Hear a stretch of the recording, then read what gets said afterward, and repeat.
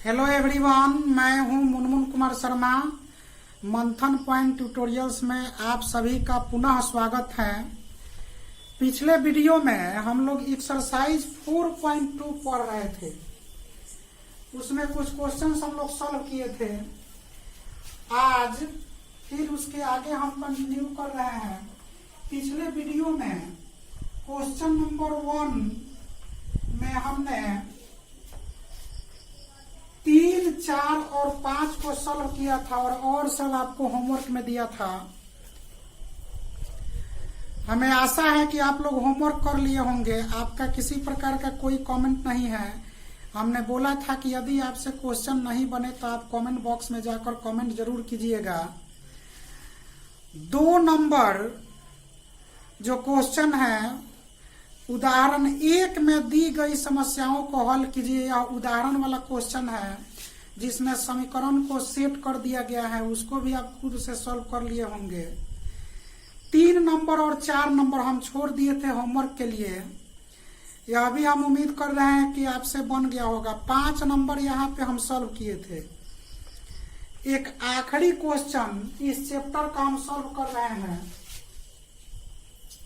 इस एक्सरसाइज का एक्सरसाइज 4.2। इसमें का 6 नंबर क्वेश्चन है। क्वेश्चन को हम 2 बार 3 बार रिपीट कर रहे हैं पढ़ करके कि आपको क्वेश्चन ठीक से समझ में आ जाए। एक कुटीर उद्योग, प्रश्न है, एक कुटीर उद्योग एक दिन में कुछ बर्तनों का निर्माण करता है। बर्तन बनाने वाली फैक्ट्री है। एक विशेष दिन यह देखा गया कि प्रत्येक नग भी एक प्रकार का बर्तन होता है। एक विशेष दिन यह देखा गया कि प्रत्येक नग की निर्माण लागत रुपयों में उस दिन के निर्माण किए बर्तनों की संख्या के 2 गुने से 3 अधिक थी। ध्यान से क्वेश्चन को समझिएगा। उसके आगे स्टेटमेंट है कि यदि उस दिन की कुल निर्माण लागत 90 रुपया थी तो निर्मित बर्तनों की संख्या और प्रत्येक नग की लागत ज्ञात कीजिए। 2 चीज हमें ज्ञात करना है, निर्मित बर्तनों की संख्या और प्रत्येक नग की लागत। तो सबसे पहले हम लोग यहाँ पे समझेंगे कि किसको सपोज करेंगे कि प्रश्न सॉल्व करना आसान हो जाएगा। क्वेश्चन में ही छिपा हुआ है। कह रहा है कि एक विशेष दिन यह देखा गया कि प्रत्येक नग की निर्माण लागत उस दिन के निर्माण किए बर्तनों की संख्या के 2 गुने से, उस दिन के निर्माण किए बर्तनों की संख्या के 2 गुने से 3 अधिक थी। तो यहीं पे मानने का रहस्य छिपा है। हम लोग मानेंगे, लिखेंगे कि माना कि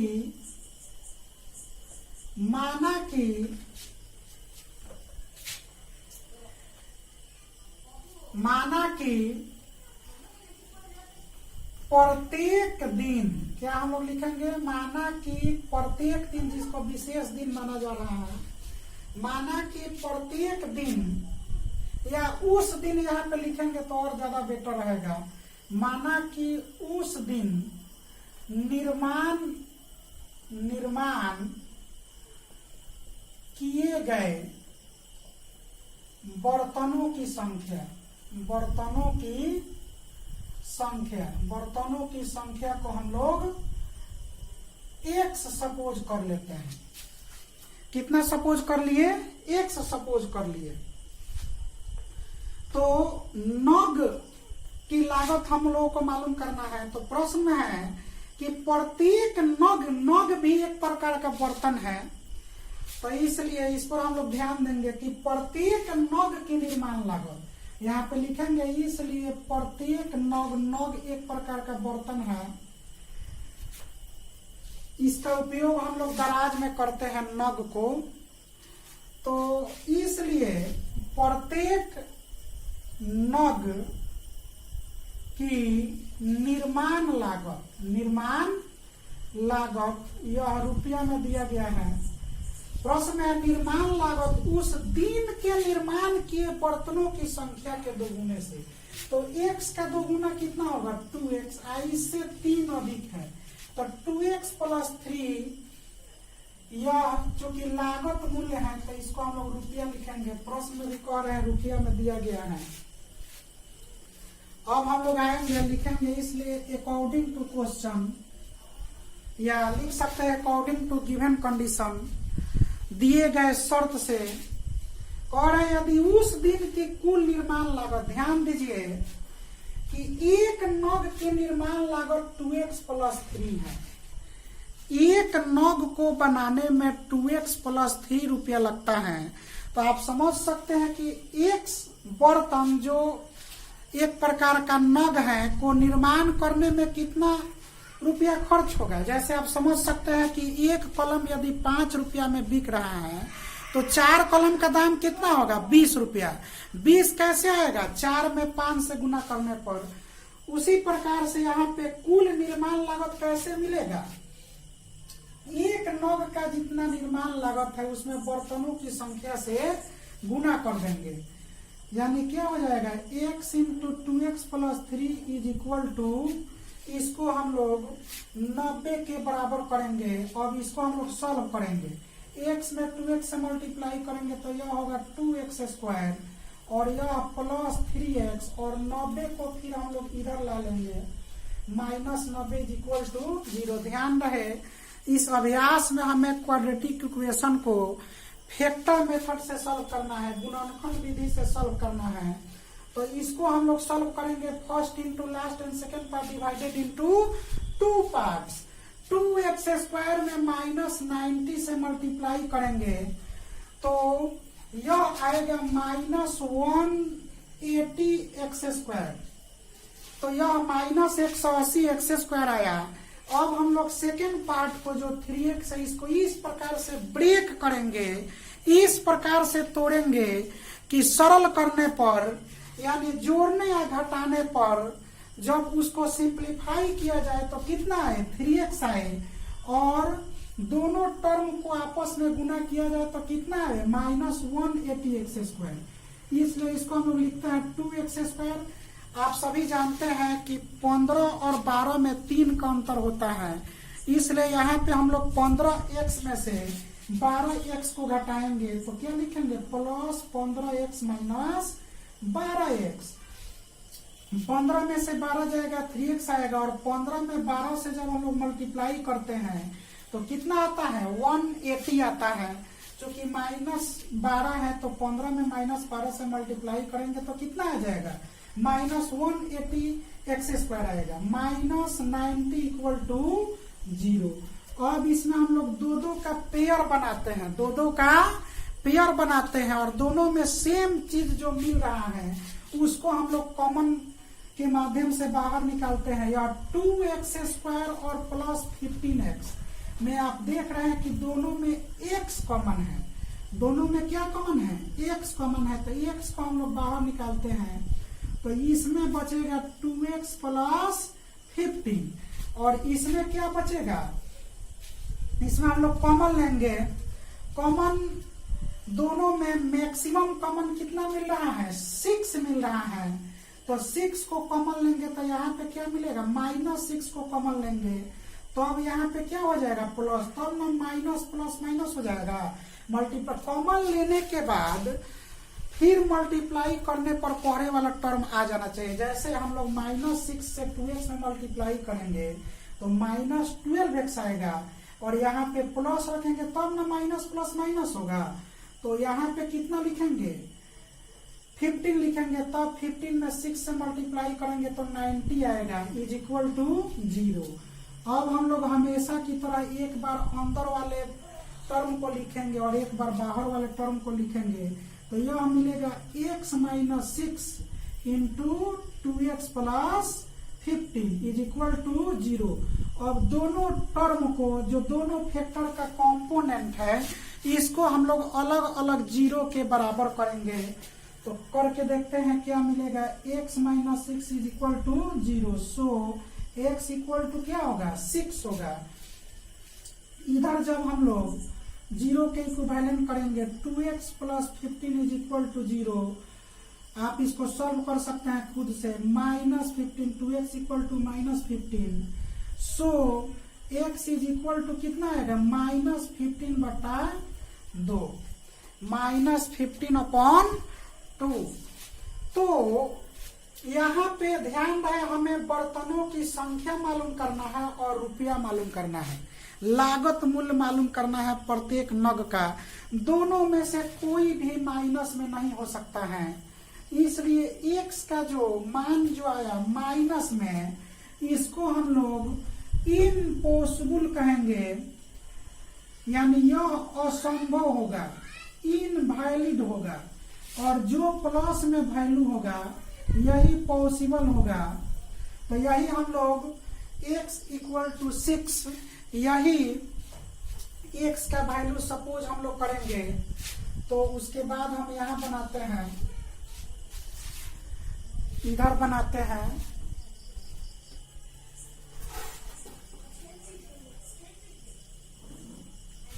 तो क्या लिखेंगे, x का वैल्यू हम लोग अंत में लिखेंगे। सो x इज इक्वल टू 6। किसको सपोज किए थे, बर्तनों की संख्या को। यहाँ पे लिखेंगे इसलिए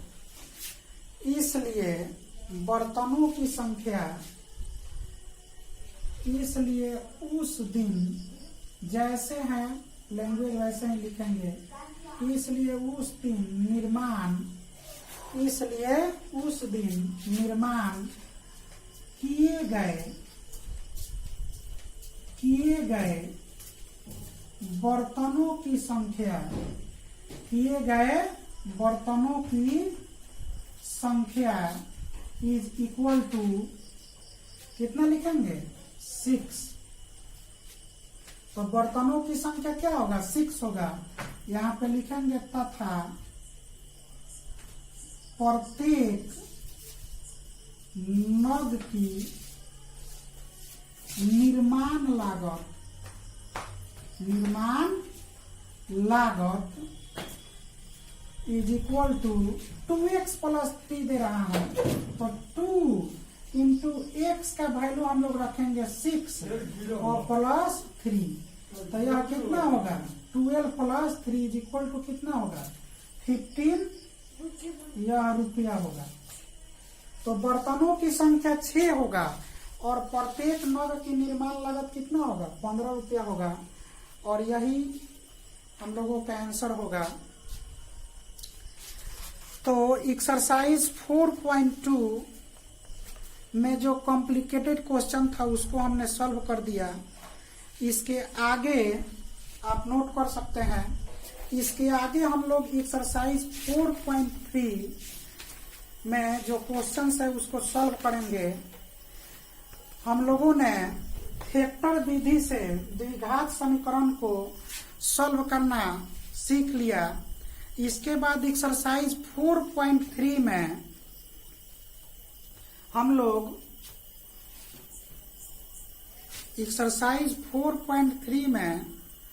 लोग पूर्ण वर्ग बनाने की विधि द्वारा हल करेंगे, और इसी चैप्टर में द्विघाती सूत्र का प्रयोग करके भी इन प्रश्नों को हम लोग हल करने का प्रयास करेंगे। तो अब हम शुरू करते हैं, शुरू किया जाए एक्सरसाइज 4.3। तो ध्यान से देखना है एक्सरसाइज 4.3। तो एक्सरसाइज 4.3 में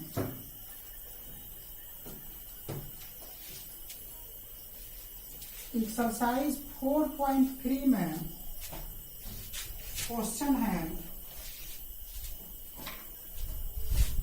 या 4.3 करते हैं। एक्सरसाइज 4.3 में क्वेश्चन है, स्टेटमेंट पढ़ते हैं। यदि निम्नलिखित द्विघात समीकरणों के मूलों का अस्तित्व हो तो इन्हें पूर्ण वर्ग बनाने की विधि द्वारा ज्ञात कीजिए। तो सबसे पहले हम लोग कॉन्सेप्ट लेते हैं कि मूलों का अस्तित्व कब होता है। इसके बारे में हम लोग समझेंगे। हम सभी लोग समझ रहे हैं कि द्विघात समीकरण का मानक रूप ax² plus bx plus c बराबर 0 होता है। यह द्विघात समीकरण का क्या होता है? मानक रूप, standard form ax² plus bx plus c बराबर 0 होता है। तो सबसे पहले हम लोग एक्जिस्टेंस ऑफ रूट के बारे में जानेंगे कि मूलों का अस्तित्व कब होता है। हमने आपको पूर्व के क्लास में d = b² माइनस 4ac के बारे में बताया था। d को हम लोग डिस्क्रिमिनेंट कहते हैं, विवेचक कहते हैं। और यहाँ पे कंडीशन अप्लाई होता है। पहला कंडीशन होता है कि यदि if d is equal to d, किसी को भी आगे पीछे लिख सकते हैं, if d is equal to 0, यदि d का वैल्यू 0 के बराबर होगा तो इस कंडीशन में भी मूलों का अस्तित्व होता है। यदि d इक्वल टू 0 तो मूलों का अस्तित्व होगा। तो मूलों का क्या होगा? अस्तित्व होगा। तथा दोनों मूल, हम लोग जान रहे हैं कि द्विघात समीकरण के दो मूल होते हैं।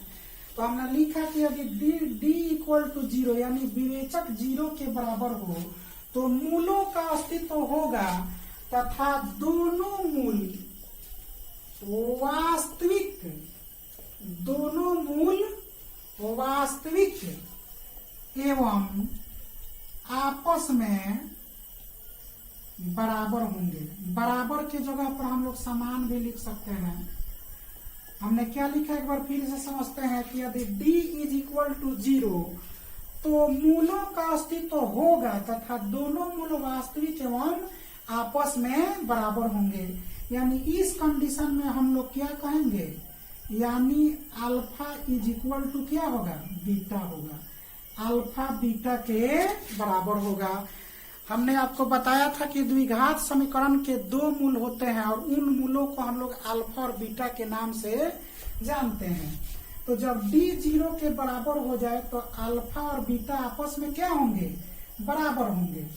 दूसरा हम कंडीशन लिखने जा रहे हैं, यदि d is greater than 0, d is greater than 0 यानी यदि d 0 से बड़ा हो, d क्या हो? 0 से बड़ा हो, तो यहाँ पे आप कमा दे सकते हैं।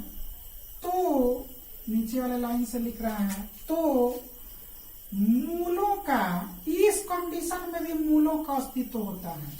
तो मूलों का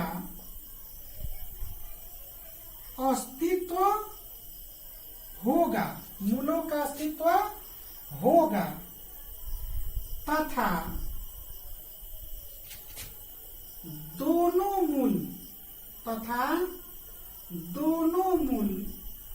वास्तविक भी होंगे। दोनों मूल क्या होंगे? वास्तविक तो होंगे ही। तो मूलों का अस्तित्व होगा तथा दोनों मूल वास्तविक एवं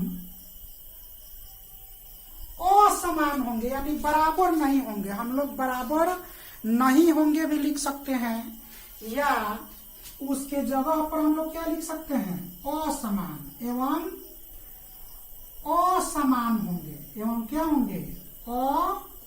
असमान होंगे।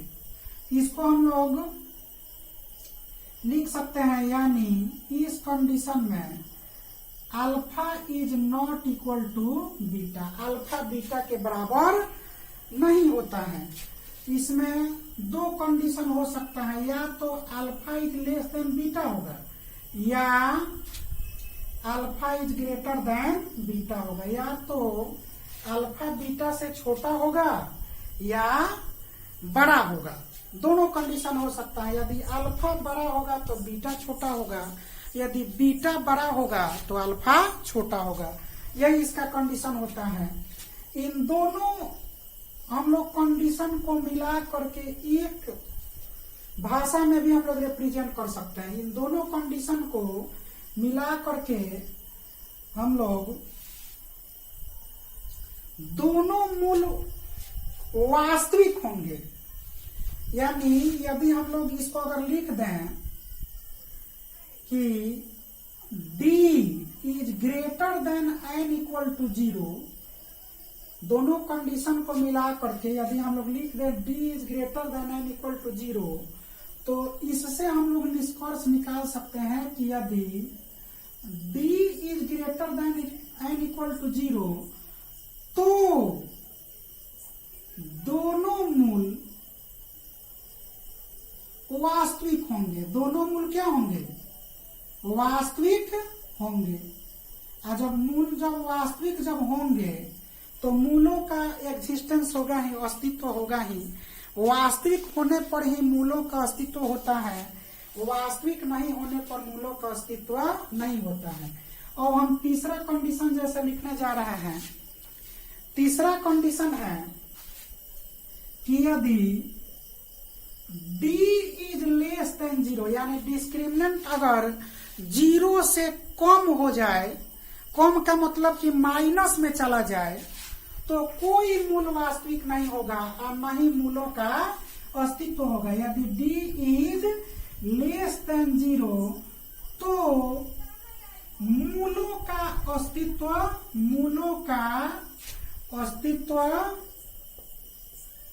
नहीं होगा। मूलों का अस्तित्व नहीं होगा। जब मूलों का अस्तित्व नहीं होगा तो मूल वास्तविक भी नहीं होंगे। तो यहाँ पे हम लोग लिख सकते हैं यदि d इज लेस देन 0, तो मूलों का अस्तित्व नहीं होगा तथा दोनों मूल काल्पनिक होंगे। जब वास्तविक नहीं होंगे तो क्या होंगे? काल्पनिक होंगे। यदि d इज लेस देन 0, तो मूलों का अस्तित्व नहीं होगा तथा दोनों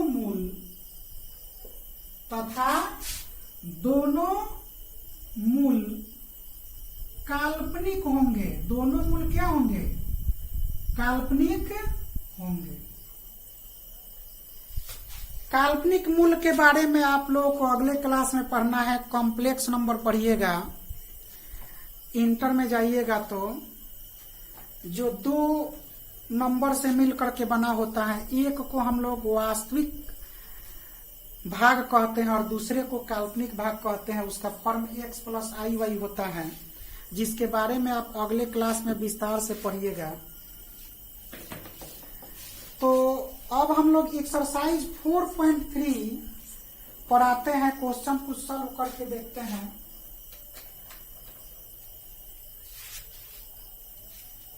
तो एक्सरसाइज 4.3 का यह कॉन्सेप्ट था। सबसे पहले हम लोगों का वर्क होगा मूलों का अस्तित्व है या नहीं, इसको चेक करना। यदि मूलों का अस्तित्व होगा तब इसको हम लोग सॉल्व करेंगे। कौन विधि से? पूर्ण वर्ग बनाने की विधि से, यानी परफेक्ट स्क्वायर मेथड से सॉल्व करेंगे। यदि मूलों का एग्जिस्टेंस होगा, अस्तित्व होगा तो, यदि नहीं होगा तो उसको हम लोग सॉल्व नहीं करेंगे। जैसे प्रश्न में है कि यदि, फिर से एक बार स्टेटमेंट पढ़ते हैं। प्रश्न को ठीक से समझ करके ही हमें आगे बढ़ना चाहिए। इसीलिए हम एक दो बार स्टेटमेंट पढ़ रहे हैं कि आप ठीक से समझ जाइए प्रश्न को कि क्या कह रहा है। प्रश्न में है कि यदि निम्नलिखित द्विघात समीकरणों के मूलों का अस्तित्व हो तो इन्हें पूर्ण वर्ग बनाने की विधि द्वारा ज्ञात कीजिए। तो एक का एक नंबर यह क्वेश्चन दिया है 2x² minus 7x plus 3 is equal to 0। तो सबसे पहले हम लोग विविक्तर निकालेंगे, विवेचक, जिसको हम लोग डिस्क्रिमिनेंट कहते हैं। सबसे पहले यहाँ पे हम लोग चूज कर लेते हैं हियर, यहाँ a is equal to x² के बगल वाला a होता है, तो a इक्वल टू 2 होगा एंड b इक्वल टू -7 होगा। x का जो कोफिशिएंट होता है उसको हम लोग b कहते हैं, और c जो होगा वह कांस्टेंट टर्म होता है, c इज इक्वल टू 3। अब हम लोग विवेचक निकालेंगे, यहाँ पे लिखेंगे so d is equal to, you already know that, आप पहले से ही जानते हैं, d equal to b square minus 4ac। तो b का वैल्यू कितना है, -7 का d whole square, -4 into a का वैल्यू है 2 और c का वैल्यू 3 है। इसको सॉल्व करते हैं, माइनस का स्क्वायर प्लस होगा, एंड 7 7 जा क्या होगा 49। इसको सॉल्व 4 2 जा 8 3 जा 24। तो इसको जब हम लोग सॉल्व करेंगे तो कितना आएगा 25 आएगा। यह 9 में से 4 को सब्ट्रैक्ट किया, आप सब जानते हैं, घटाना जानते हैं। तो यह 25 जो आया यह 0 से बड़ा है। 25 क्या है, 0 से बड़ा है। यहाँ पे हम लोग लिख सकते हैं is greater than 0, is greater then, यह 0 से बड़ा हो गया। d का जो वैल्यू आया 25, यह 0 से बड़ा हो गया, तो कंडीशन अप्लाई हो गया। जब 0 से बड़ा हो गया तो हम लोग दूसरे कंडीशन में पढ़े थे कि if d is greater than 0 then मूलों का क्या होगा, एग्जिस्टेंस होगा, अस्तित्व होगा। तो d का वैल्यू जब 0 से बड़ा हो गया तो मूलों का अस्तित्व होगा। यहाँ पे हम लोग एक लाइन लिख सकते हैं कि चूंकि d इज ग्रेटर देन 0, इसलिए मूलों का अस्तित्व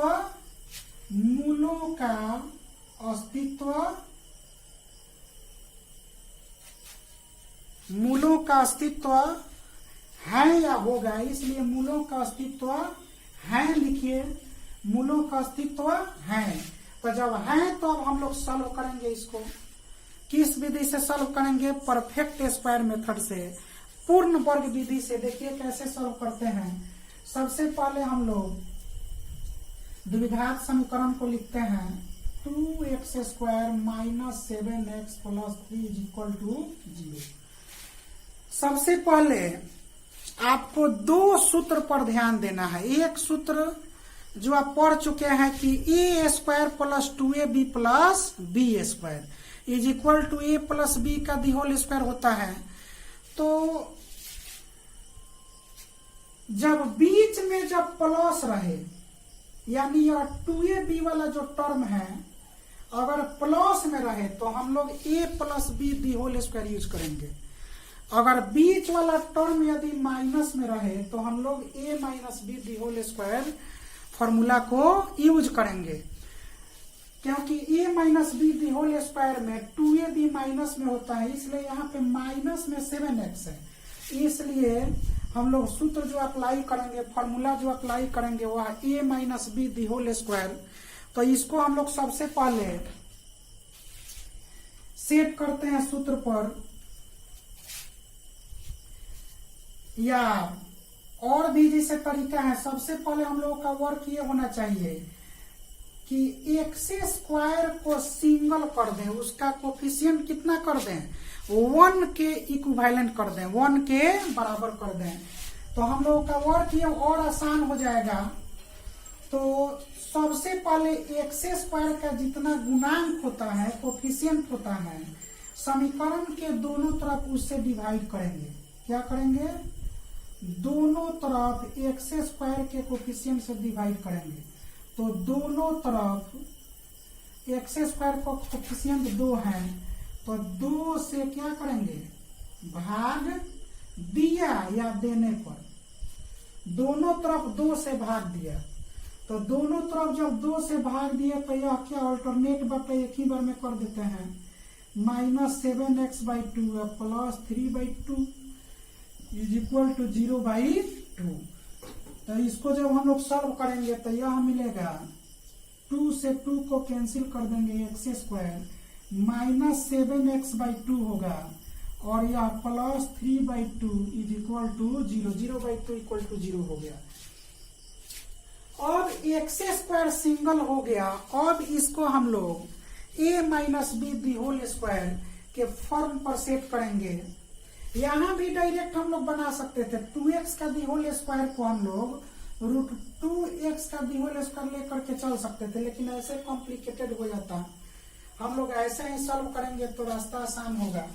अब इसको हम लोग लिखते हैं, समीकरण जो है इसको हम लोग a minus B the whole square के फॉर्म पर सेट करते हैं।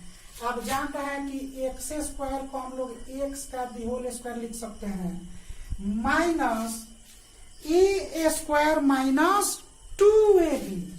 तो यह 2a के जगह पर x है और b के जगह पर हम लोग क्या लिखेंगे कि -7x/2 आ जाएगा। b के जगह पर हमें सोच समझ करके लिखना है। तो ध्यान रहे कि नीचे हमें 2 रखना है, तो ऊपर 7 का 7 रहेगा और नीचे 4 लिख देंगे।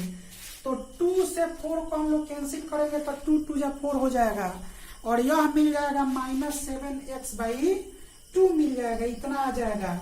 लेकिन यह 7/4 जो है यह अलग से हम लोग सपोज किए हैं, तो यह 7/4 का दी होल स्क्वायर, चूंकि यह अलग से हम लोग ऐड किए, तो जितना ऐड किए हैं उतना ही हम लोग सब्ट्रैक्ट कर देंगे। तो और यह पहले से 3/2 है तो 3/2 लिखेंगे इज इक्वल टू 0। इसके बाद हम लोग सॉल्व करेंगे, या a square minus 2ab plus B square, a के जगह पर हम लोग x को सपोज कर लिए हैं और b के जगह पर 7/4 सपोज किए हैं। तो इसको हम लोग सूत्र पर सेट कर देते हैं, x माइनस 7/4 का दी होल स्क्वायर, और यह पहले से बच गया -7/4 का दी होल स्क्वायर। इसको बाद में हम लोग सॉल्व कर देंगे, प्लस 3/2 इज इक्वल टू 0। तो अब इसको हम लोग सॉल्व करेंगे, इसको रहने देते हैं ऐसे ही, x माइनस 7/4 का दी होल स्क्वायर। इसको हम लोग तोड़ते हैं तो 7 7 जा 49 एंड 4 4 जा 16 प्लस 3/2 इज इक्वल टू 0। या x माइनस 7/4 का दी होल स्क्वायर, इसको सॉल्व करने से पहले दोनों में हम लोग माइनस कॉमन ले लेते हैं, तो 49/16 होगा -3/2 होगा इज इक्वल टू 0। इसके आगे हम लोग प्रोसीड करेंगे, x माइनस 7/4 का होल स्क्वायर और या 16 2 का एलसीएम लेंगे तो कितना आएगा 16, या 16 में 16 से डिवाइड करेंगे 1 आएगा, या 49 आप ये खुद से कर सकते हैं, और यह होगा 24, 2 8 जा 16 एंड 8 3 जा 24 इज इक्वल टू 0। और फिर हम लोग आगे प्रोसीड करेंगे, x माइनस 7/4 का होल स्क्वायर माइनस, इसको हम लोग जब सब्ट्रैक्ट करेंगे 49 में से 24 को, या 25/16 इक्वल टू 0 होगा। इसके बाद एक और सूत्र इसमें हम लोग सेट करेंगे, या 25/16 को लिख सकते हैं 5/4 का whole square is equal to 0। इसके बाद से इधर से हम कुछ मिटा रहे हैं, इधर से मिटा देते हैं कुछ लाइन, तो ऊपर से ही इक्वेशन को रहने देते हैं, क्वेश्चन को रहने देते हैं, नीचे से ही कुछ लाइन मिटा देते हैं। क्वेश्चन को रहने देते हैं कि क्वेश्चन दिखेगा आपको,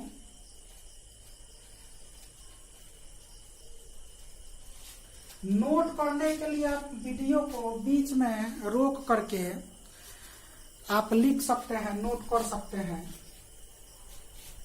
तो यहां से इसको लाइनिंग कर देते हैं, इसको हम लोग क्या लिखेंगे, a माइनस या a square minus B square. तो फिर यहाँ पे सूत्र हो जाएगा a प्लस बी, यानी x माइनस 7/4 प्लस 5/4, यह a प्लस बी हो गया, into a minus B, x minus 7/4 minus 5/4, और यह जो है 0 के बराबर, यहाँ पे माइनस है, यह किसके बराबर होगा, 0 के बराबर होगा। तो इसको पहले हम लोग अलग अलग सॉल्व कर लेंगे, जैसे भी चाहे आप सॉल्व कर सकते हैं, अलग अलग भी सॉल्व कर सकते हैं। तो x के नीचे हम लोग 1 सपोज कर लेते हैं, इधर भी 1 सपोज कर लेते हैं। जैसे आप सॉल्व किया, x को सिंगल ही रहने देते हैं, तो x को सिंगल रहने देते हैं। अब 4 का एलसीएम हम लोग मालूम करेंगे। 4 का एलसीएम कितना हो जाएगा, 4, और यह हो जाएगा, यहाँ पे आप चाहें तो प्लस, इसमें माइनस कॉमन ले सकते हैं, तो इसको ठीक रहेगा सॉल्व करना। 5/4 में से 7/4 को सब्ट्रैक्ट करेंगे, या जैसे हो, ठीक है। यह x और यह 4 का एलसीएम 4 होगा, यहाँ पे हम लोग प्लस लिख सकते हैं। तो यह कितना मिल जाएगा, -7 और +5, प्लस यहाँ पे लिखे। इधर फिर हम लोग इसका वर्क करेंगे, तो इसमें माइनस कॉमन ले सकते हैं, तो x को हम लोग सिंगल रहने देते हैं ऐसे ही। यहाँ पे क्या करेंगे, यह 4 का एलसीएम 4 होगा, और यह हो जाएगा 7, और यह प्लस क्या हो जाएगा 5, क्योंकि यहाँ पे देखिए कैसे हुआ, प्लस माइनस माइनस कर सकते हैं, फिर प्लस प्लस प्लस आ जाएगा। हम x को सिंगल रखना चाह रहे हैं क्योंकि x का वैल्यू मालूम करना है। यहाँ भी आप कर सकते हैं, जैसे भी सॉल्व कीजिएगा जो रिजल्ट आना है वही आएगा। यहाँ हम माइनस को कॉमन ले लिए, तब माइनस, या 7 के पहले प्लस छिपा, माइनस प्लस माइनस हो जाएगा, और यह भी हो जाएगा माइनस प्लस माइनस। इसको सिंगल रखना चाह रहा है क्योंकि x का हमें वैल्यू मालूम करना है। तो अब इसको हम लोग सॉल्व करेंगे, तो यह x और यह प्लस -7 और +5 कितना आएगा, -2/4। इधर फिर हम लोग सॉल्व करेंगे, तो x और माइनस यह 12/4 = 0। तो यह क्या हो जाएगा, x प्लस माइनस, इसको कैंसिल, 2 1 जा 2 2 2 जा 4, तो x -1/2 प्लस माइनस हो जाएगा। इसको 4 3 जा 12 हम लोग करेंगे, तो x -3 = 0 हो जाएगा। वीडियो बहुत लार्ज हो गया, तो अब इसको हम लोग अलग अलग शून्य के बराबर करेंगे। x -1/2 = 0, यह पहला टर्म हुआ है। इधर हम लोग क्या करेंगे, x -3 = 0, तो यहाँ पे x = कितना होगा, 1/2, और यहाँ पे x = कितना होगा, 3। तो यही हम लोगों का मूल हुआ। यहाँ पे लिखेंगे इसलिए मूल बराबर, इसलिए द्विघात समीकरण का मूल 1/2 और यह 3। इसके बाद हम लोग अगले क्लास में कंटिन्यू करेंगे। तो एक्सरसाइज 4.3 में हमने 1 का 1 नंबर क्वेश्चन सॉल्व किया, और क्वेश्चन आप अपने से सॉल्व करने का प्रयास कीजिएगा।